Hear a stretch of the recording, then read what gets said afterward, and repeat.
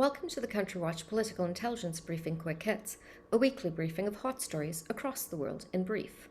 I am Denise Youngblood Coleman, the Chief Editorial Officer and Senior International Affairs Analyst at Country Watch. This week I've continued to cover the House Select Committee investigating the January 6, 2021 attack at the US Capitol.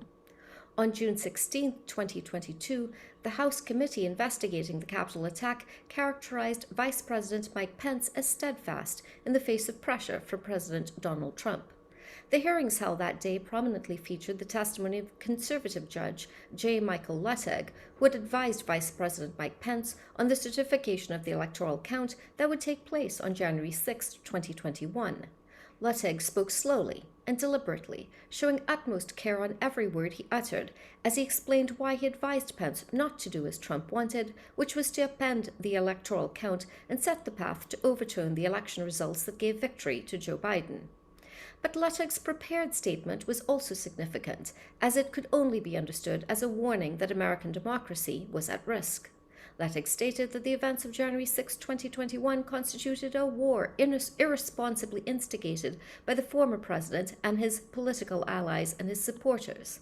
Luttig cast it as an immoral war and declared, and I quote, "We Americans no longer agree on what is right or wrong, what is to be valued or what is not, what is acceptable behavior and not, and what is and is not tolerable discourse in civilized society," unquote. Furthermore, Luttig was vehement in his castigation of the Republican Party backing Trump. He said that a year and a half ago, after the attack on the seat of legislative power, and I quote, "One of America's two political parties cannot even agree on whether that day was good or bad, right or wrong, needed or not," unquote. He designated the Republican National Committee's claim that January 6, 2021 attack on the Capitol was legitimate political discourse, that's a quote, as a cynical and contemptible rationalization.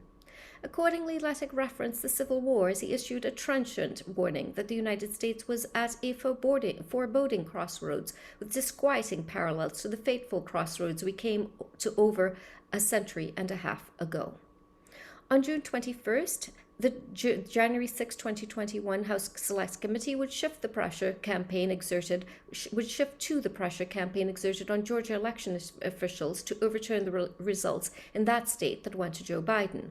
On the docket for testimony were Georgia's Secretary of State Brad Raffensperger and his deputy Gabriel Sterling. Raffensperger denied former President Trump's request to find enough votes to reverse his defeat in Georgia. Meanwhile, Sterling had been tasked with debunking the false claims of election fraud during the period following the election and ahead of the certification of the electoral count. The hearings would continue through June and into July 2022.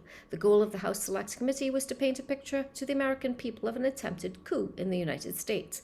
It was clear that the House Select Committee was placing the 45th President of the United States at the center of the attempted coup, effectively portraying him as the corrupt coup leader with corrupt intent.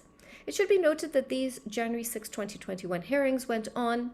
Support has risen for criminally charging Trump. Polling in the third week of June 2022 by ABC News and Ipsos showed that 58% of Americans believed that Trump should face criminal charges for his actions. I'm also covering the second round of the French parliamentary elections. These elections, or what are known as the legislatives in France, delivered a shock result not in line with anticipated results. Yes, President Emmanuel Macron's Ensemble centrist coalition lost its absolute majority as presaged by the first round results. Yes, the left-wing alliance headed by Jean-Luc Mélenchon had a strong performance as suggested by the first round results, but not so good as to make Mélenchon the next Prime Minister of France. Instead, the real shock result was the breakthrough performance of Le Pen's extremist right-wing national rally.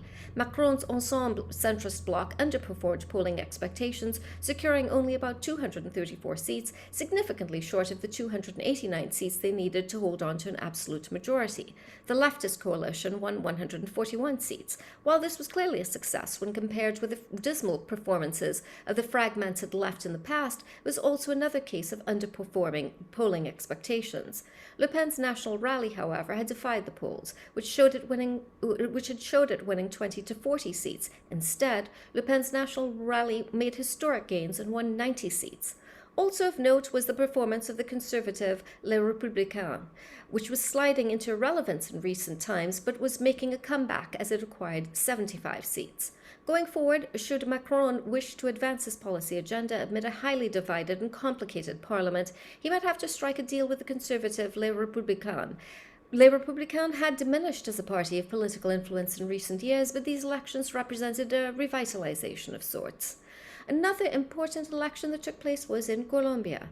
The presidential election went to the second round between Gustavo Petro, a senator and leftist, and Rodolfo Hernández Suárez, an independent who had served as a mayor. Once the votes were counted, it was evident that Petro's campaign to rally young and disenchanted voters and to advocate greater equality had paid off. Preliminary results showed Petro garnering over 50.5% of the vote share, ahead of Hernández, who took 43.3%. In this way, Petro was set to become the first left-wing leader of Colombia in modernity. For his part, Hernández conceded defeat.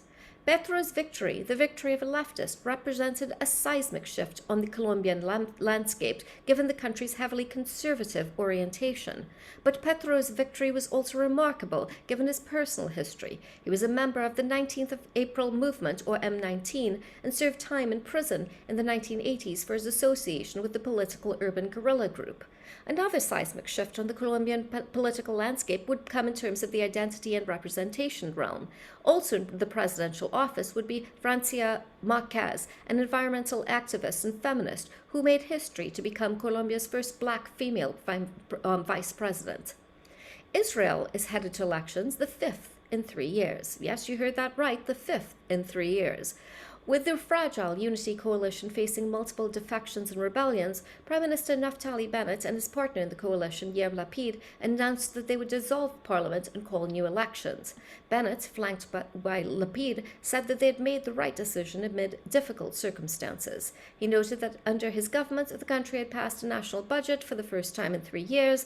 The country survived the COVID-19 pandemic in better shape than most countries, and although tensions with Palestinians in East Jerusalem had escalated, the border with the Gaza Strip had been largely free of conflict. Fresh elections would reopen the door for former Prime Minister Benjamin Netanyahu to return to power, or for another period of prolonged political gridlock. Polling data indicated that Netanyahu's Likud would likely have the plurality of seats in the Knesset, but not enough for an absolute majority.